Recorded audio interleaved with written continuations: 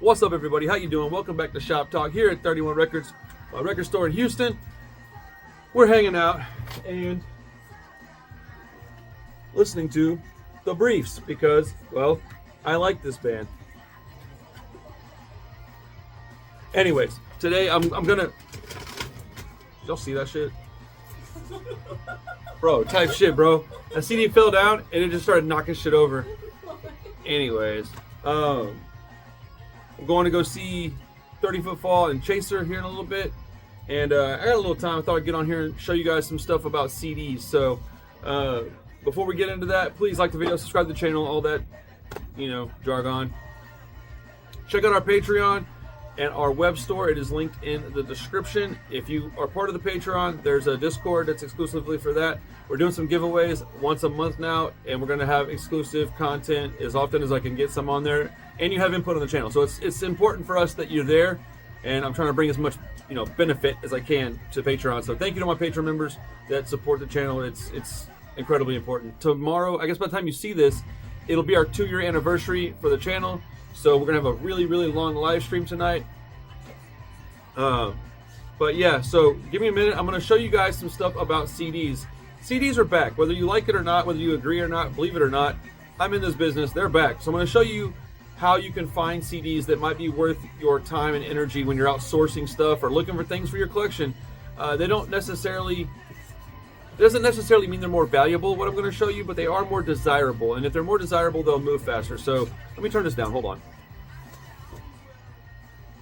So I'm going to show you a couple of things that I know, and I don't know everything. So, but this is how I look for stuff and the things that I'm looking for when I buy CDs from customers too. So let's say you have a place where they buy them, or where you can buy them for like $1 a piece.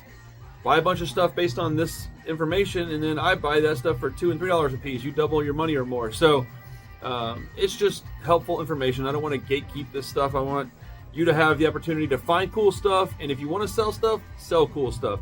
I'm not worried about flippers, dude. Go flip it up, man. Go make some money, dude. There's a bunch of jealous, lazy haters that don't like people that sell stuff. So let them be mad. It's all good, dude. Stay mad, bro.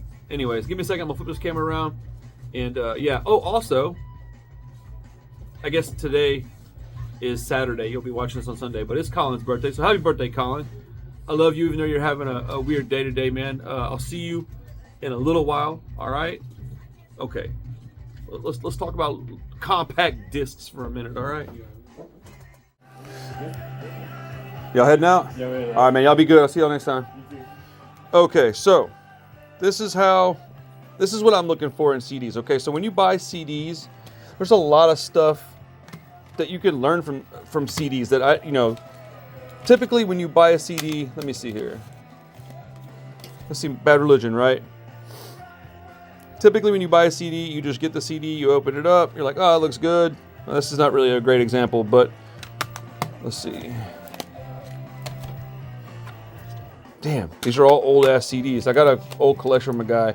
Okay, here we go. Back of the nickel. Right. So the CDs are like this. They're like, high gloss, good ink, printed really thoroughly. It's just real solid. You know what I'm saying? This is a modern CD, somewhere between, I'd say, 2000 to now, right? Anything like in the 90s and older, it's going to have this silver on there, right? You're looking for stuff like this. You want dates on there. And this may seem like obvious information. Dude, I promise you it's not. The bigger the sign... Okay, so let's see. Okay, so one thing that's missing on here is this symbol where it says digital, compact disc. The bigger that this is, the older the disc to my understanding, all right? Now, again, I'm not an expert at this, but when you find old CDs, you want old dates. What does it say? 1994, 1993. So this is probably a mid-90s copy. I guarantee you this CD's been remade since then, and it's completely green. Or it's like white with this character on it or something like that. I can't imagine that they left it silver like this. And I don't know why they changed it. I don't know why they went from all silver discs to crazy art. Outside the fact that they look, when you're an artist, you may want to cover your disc in whatever. It's like having colored vinyl versus black vinyl, right? But that can tell you like kind of the start of the age of a CD, right? There's information on these just like there is on a record. These numbers in the back, will tell you a lot of information. You can type that in Google and it'll tell you a lot about this disc. So if you see something that you're, not sure about. Now I know when you're out sourcing things, or if you're like at thrift stores or whatever, you may not have the time to like stop and like look those numbers up. But if you can buy them cheap enough and they're old silver, they're in good shape, they're scratch free, and they're cheap, grab them up, man. You might find a little diamond in the rough. Now here's the thing. When you're looking for these old CDs, just because it's an older copy, it doesn't necessarily mean it's more valuable. It just means that it's more desirable because, to my understanding, the stuff that I'm looking for that's old, it's before they remastered these things. There's a lot of stuff that gets lost in a remastered CD. They did it all digitally. A digitally remastered album, I'm not interested in if it's an old album. Now, if it's a modern record, it may not matter at all. Here's an example of something that is like, you may not catch. Purple Rain, right? Now this disc needs to be cleaned, I'm sorry, but I just wanted to show y'all this. Look, they're really different. These may be like within a year of each other. They may be the same year, different like area. Let's see. But look at that. Two of the same album, similar era, but they have different like layouts on the disc. This one's got the ring around it. Let's see. The Warner Brothers symbol is a slight bit bigger on this one. Yeah, most of it really is just the ring around it. Everything else looks pretty similar. I bet one of these was made for the like music club. But I bet this is an early copy of this. Let's see. The numbers are all the same. But see, you see this disc right here has got another number on it. Hold on. So, okay. Right here, it's missing a number. This one's got it. This one says 160175D. I don't know what that means, but it's more information. The more information you got, the better. And, if you can sell this stuff to people and you can accurately describe it, accurately list it, you're going to get way more business that way. And you're going to be happier ultimately. So, okay. Here's some examples of some older discs, right? Look at this. This is stuff that's interesting. You want this. All silver, black ink, no color. This is a good old CD. Now, I don't know what edition it is. This one's good too. Now, I bought a little collection of stuff from a guy. Now, I have to clean it because I need to get... He wrote his name on the disc too, but check this out. When you're buying Metallica stuff, you always want the ones with the rings. Now, I prefer the one with the red ring. The red ring, I believe, is the first edition. But this is an old pre-remastered copy of Metallica Kill 'Em All. This is probably going to sound as good as this album will sound on a CD. Honestly, this is probably the best it'll sound, period. CD is objectively better than vinyl. Now, vinyl's got a warmth that CDs don't have, and it's because a lot of the super low end and super high end is taken out, so it's more mid-rangey, creating a more warm sound. So that's why people like it more, but objectively, this is the better sound if you're looking at just technicalities. These UB40, these are old 1989 copies of these CDs. I mean, I love this art. I love this little compact disc symbol. It's so awesome, dude. Look at that. Woo! And they're not expensive, man. They might be, $6 instead of $4, but they're not expensive. See, here's one. This is a remade one. AC/DC, Highway to Hell. You're like, oh, that looks kind of old. No, if it's got the black on the side, this and the black tray, probably a little bit older. Clear plastic, much more modern. Bright, colorful art, way new. Let's see, Hysteria. Bro, that's an old copy of Hysteria. So there's one more thing I'm going to show you guys. This is going to be a shorter video, man. I'm going to get up out of here pretty soon. Look at that one. Woo! It's just before these guys got a hold of it and started messing with the sound, dude. When you mess with the sound, it jacks this stuff up. Who wants to have digitally remastered sound? I don't. All right, so I found this one today. I got this in. Boom. 1987 George Michael.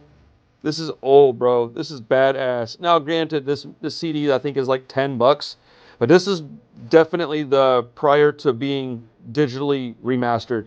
copy of this on CD. But this sounds amazing. I played it earlier and I was like, wow, I can't believe it actually sounds the way that it does. Even though my speakers in this shop, which aren't the best speakers, they're Polk Audio, they're decent, but this sounded amazing. Sade, if you get this copy, this is a modern copy. It sounds okay, but dude, I can tell you that if you play these two CDs, this CD, this sounds better. It's more full. The lows are a little more clear, and it might be just the music. I don't know. Shout out to my boy Doug. He's got a place in the mall with me. He let me borrow this to show you guys. Okay, so this is a early Japan for US pressing. I'll show you what that means. So here's some stuff this is what you're really looking for. These are the ones where you go, oh, got it. You want it to be black on the sides. Dude, you want the top to not be the ridge. You don't want it to look like this. See that? If it's that frosted, that's surefire sign of age. And then when you open it up and you look at the disc, check this out.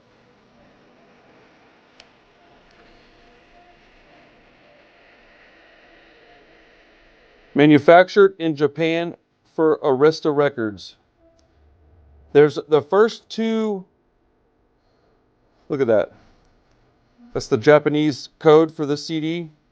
So this is made in Japan, but made for American distribution. But this means that this is probably the first time this was made on CD. The first two pressing plants for CDs, one was in Japan and one was in Germany. I want to say it was in Hamburg. But if you can get a hold of CDs that have that on there, even if it just says made in Japan, but if it says made in Japan for America, made in Germany for USA, that tells you that it's really, really old. But yeah, those are just some things to look for when you're out collecting CDs. Also, man, when you're out looking for stuff, meat puppets, dude. This isn't something you're going to find in every single store, whereas Nickelback is. Grab this, dude. Don't grab Johnny Cash. Don't grab the Beatles. You know, grab this stuff, dude. Eminem will always sell, but like Flamin' Lips, dude. Buena Vista Social Club. Metal is always good to grab. Meat puppets are good. Stuff like 90s grunge, alternative, college radio stuff. Los Carnales, let's go. But yeah, man, CDs are back, baby. There's not a lot of money in them yet, but you know, there are some collectible CDs. A lot of old black metal, a lot of old D-beat punk and crust stuff that was only made on CD by the band in very small numbers. That stuff just gets it very expensive. I've sold a Tragedy CD for $100. I sold a copy of, wasn't Vengeance, I don't think. It might have been. Yeah, I think it was Tragedy Vengeance. It was sealed. $100, man. I couldn't believe it. I wish I had kept it. But anyways, I'm about to get up out of here. Gotta go film a punk rock show tonight. But thank you for listening to me jibber jabber on about compact discs. Y'all wish Colin a happy birthday. And I'll see y'all back, man. I'll see y'all tonight on Sunday for the very, very long live stream. 2-year anniversary for the Punk Rock Review, man. Let's go. I didn't think we were going to get there, but we did. All right, guys. Love you. Peace.